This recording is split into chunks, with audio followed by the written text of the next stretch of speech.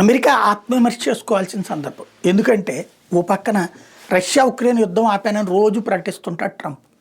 రోజు ఉక్రెయిన్ మీద రష్యా దాడి, మళ్ళీ ఉక్రెయిన్ వచ్చి రష్యా మీద దాడి జరుగుతూనే ఉంది.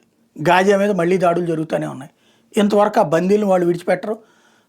మొత్తం యుద్ధం ఆపితే బందీలను విడిచిపెడతామని వాళ్ళు, ముందు నువ్వు బందీలు విడిచిపెడతా అప్పుడు ఆపుతామని వీళ్ళు, అది నడుస్తూనే ఉంది.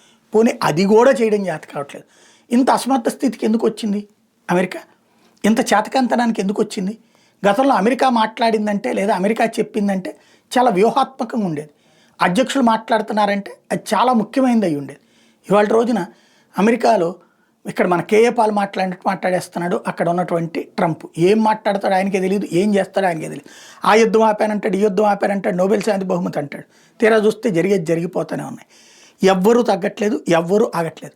అమెరికా జీవితంలో మొట్టమొదటిసారి ఈ స్థితికి దిగజారింది. ఎందుకు ఒకసారి క్రాస్ చెక్ చేసుకోబోతే అమెరికా భవిష్యత్తు అయోమయంలో పడుతుంది.